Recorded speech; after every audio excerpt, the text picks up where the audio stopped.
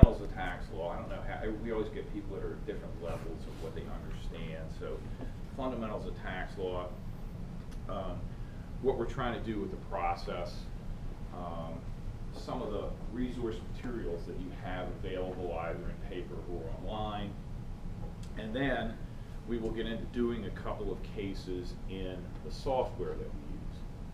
So at some point, if you haven't, I guess these guys probably haven't done that already, we will get you set up with accounts. IRS has their concept of this is called Link and Learn. You can actually, if you're interested in computer-oriented learning, bang through a lot of lecture issues that we might do here on a computer screen where it's interactive. You read the screen, you answer some questions. It's effective for some people who like to learn that way. And then there's a thing called the practice lab, which is associated with Link and Learn. And that's where you will access the tax software to do problems. So you'll do some practice problems, and that's where you'll do the you will need to create tax returns in order to pass your certifications. So you guys all certify online, right? Nobody takes paper tests. So we'll show you how to do that. Anyway, so I do a lot of stuff in this program. I mean, I work as a tax counselor a couple days a week. I'm a site leader a couple days a week. I e-file, I instruct. I'm a technology specialist. I'm also happen to be a Penn State Master Gardener if anybody's interested. If you need to get in touch with me for any reason as you study, I'm happy to field questions. I'd ask that you address the thing in order of priority. So if it's a burning building, immediate need, you can call me at this number. It's my cell phone number. It's kind of a little less important, but something you kind of would like to know pretty quick. Text me at this number. If it's just a general question, you can wait and send me an email. I'll get back to you. So that's my order of priorities if you need to get in touch with me.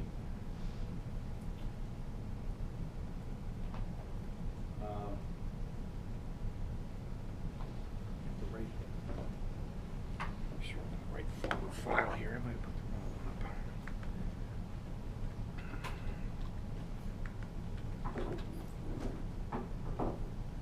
Yeah, we're not going to use this presentation.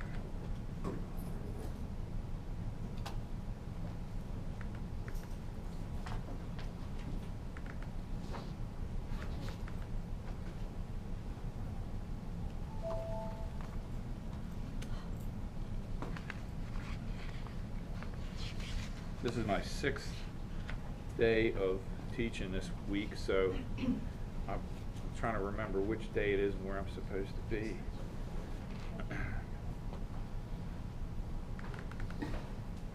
Okay, so this is where we want to be.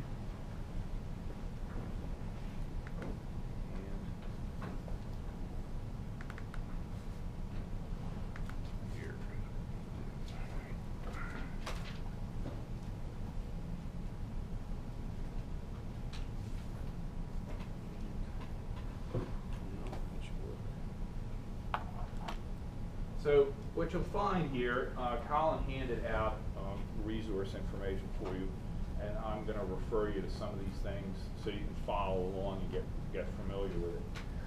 When you get into the actual realm of doing taxes, you will probably find, as I have, this is the beginning of my 6th year doing this, that this book is going to become your best friend. The more you work with it in practice in terms of using it to find answers to questions, the more you'll be effective in using it when you're in front of clients. And the reason I like this book is that it gives you pretty much just enough information about the tax law to answer most questions. You may run into a question that's so complicated you have to go to a more detailed reference. But it also shows you how to make it happen in tax-wise. So if you've done taxes before and you're used to using something like TurboTax, you're going to find TaxWise is a little harder to approach because TaxWise is actually a professional accounting program. So it's designed for people who kind of really are intimate with taxes to be quick and expeditious about filling out tax returns. And it's not really designed to drag you through all the questions that TurboTax will drag you through. You've done taxes in TurboTax, you know you have the option of eliminating all that Q&A and just put stuff right into forms directly in TurboTax. And That's really the way this program is designed to operate. So, for example, if you get a 1099 INT statement for interest income, you will find that there is no 1099 INT statement in tax-wise. There is a place to enter interest income, but if you're looking for 1099 INT, you won't find it. So those are the kind of things that you'll get into when you start to use this book, and I'd have it with you. Mine is always all beat up by the end of the year because I refer to it. Okay. So one of the things you need to know for client work is the age of the client. So you'll see a sample of it. I've replicated the first page of the intake sheet on one of the problems. So the client will come in and they'll fill out a bunch of information. One of the things you need to know is the age of the taxpayer, as well as the age of anybody that you're going to put on the tax return as a potential dependent exemption. The reason for that is that when you go to electronically file a tax return, there is one of the checks against identity theft. If you've been paying any kind of attention to that, you'll know that there's all sorts of identity theft issues going on. And one of the things that IRS checks is the age you put in for the taxpayer against the age that's in the Social Security database. Your guys, have a younger set of clients, you probably don't run into this. We run into it a lot where someone has been filing a paper tax return. They're an older person, they know Social Security has a mistaken birth date for them. We take the birth date off their driver's license, electronically file a return, and then we find out that it doesn't get accepted, and they call them up and they say, oh yeah, I know Social Security has the wrong birth date, I just never changed it. So you might run into that. The other thing that has to match exactly is the last name. So the only time you would, you want to make sure that if you have their Social Security card, obviously that's the best check to make sure you're matching the spelling of their last name correctly. But if someone has gotten married and changed their maiden name, that's fine. If they haven't, you need to use the maiden name that's on the Social Security record. So you can get into problems with that if you mess with that.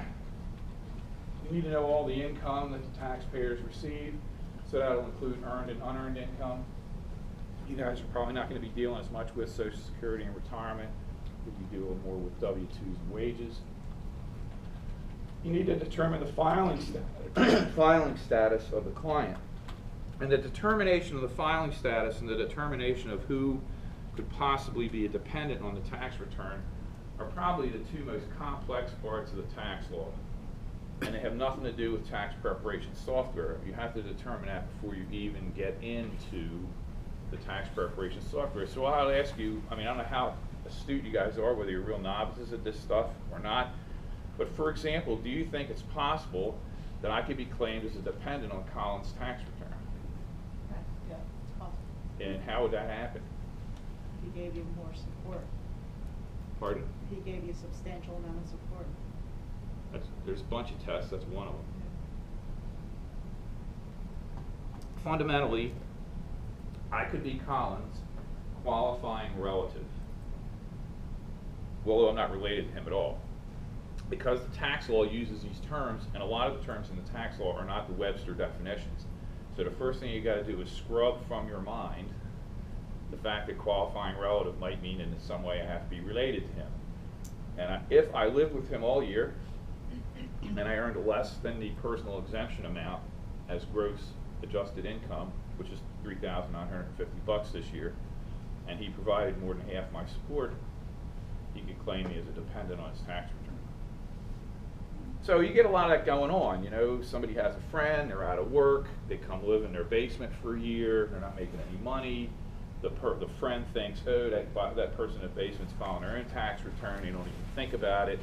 Yet there could be a good reason to use that person as a dependent exemption on the tax account of the person who's filing the tax return. So as you get more into this, this is going to look scary. It's the worst part of it. When I got my first year in this program, we had to take a 3-tier versions of tests. We had to do basic, intermediate, and advanced.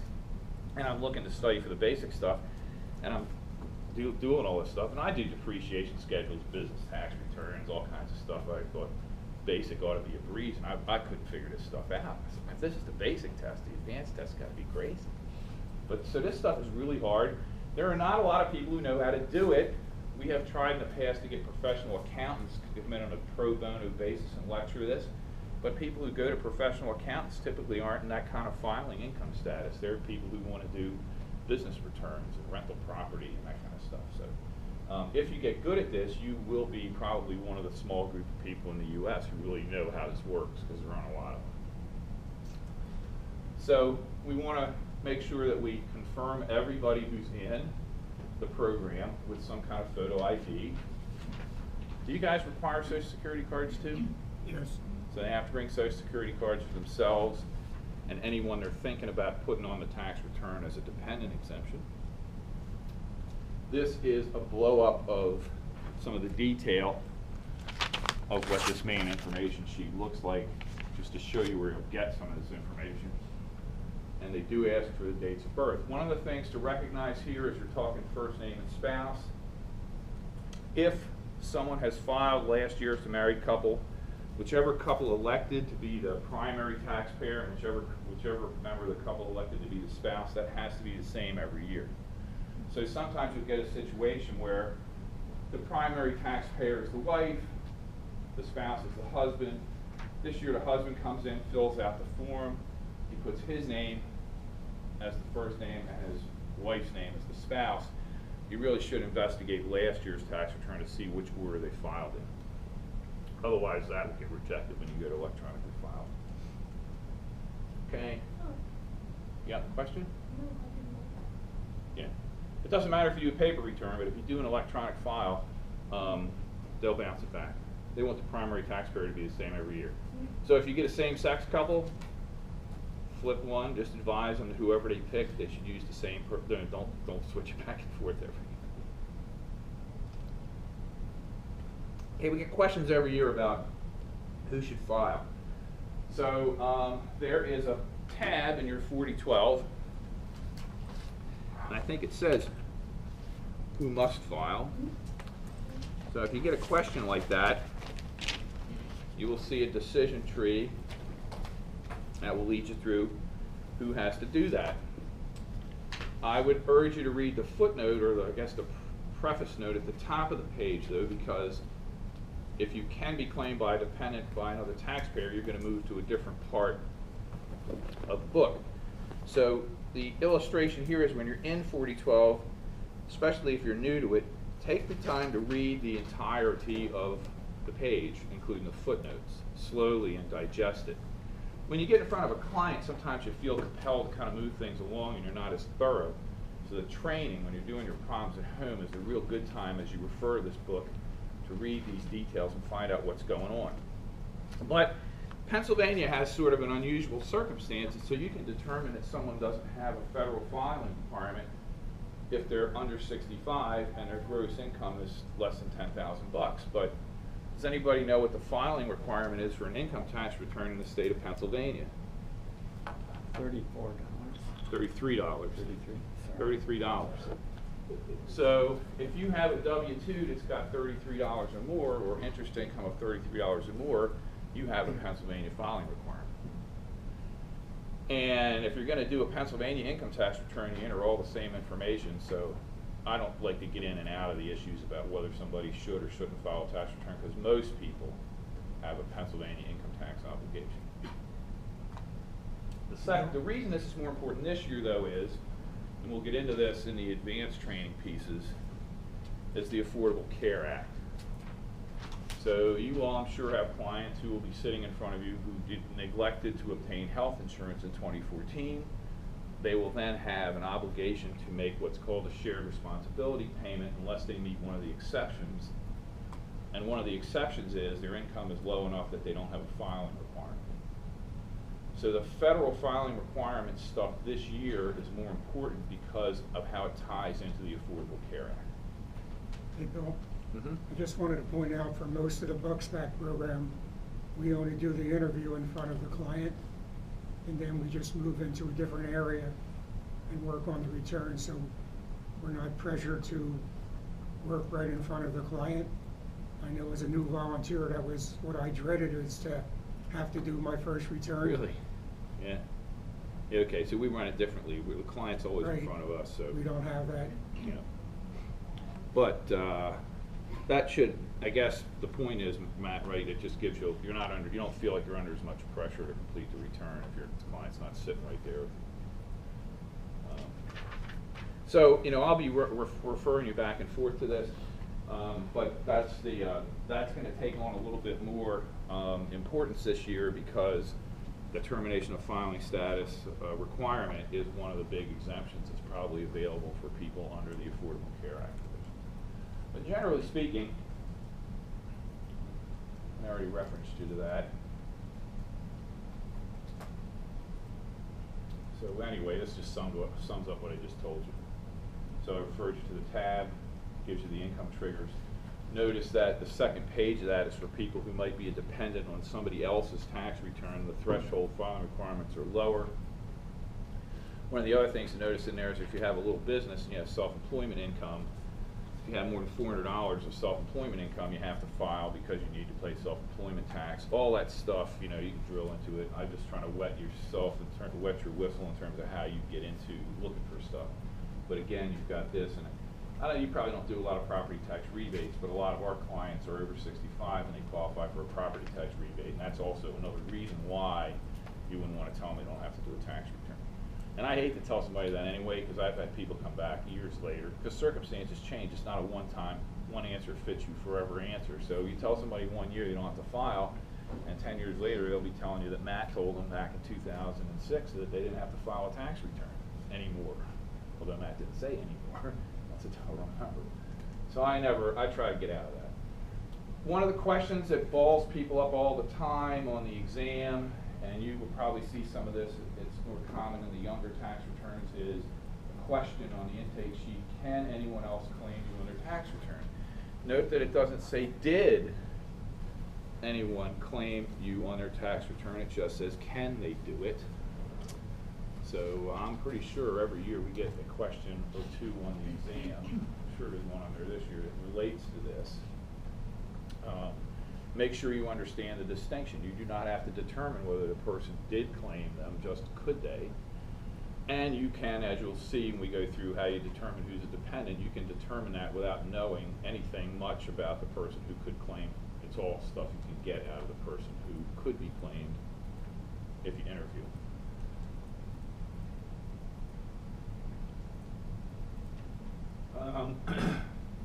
If you have a situation where you have a dependent who might have to file a tax return, you're going to look at that second page in the Hub 4012 for determination, and you'll need to know some of these things because you have to answer those questions in terms of trying to determine whether or not a tax return needs to be filed. Anybody who has these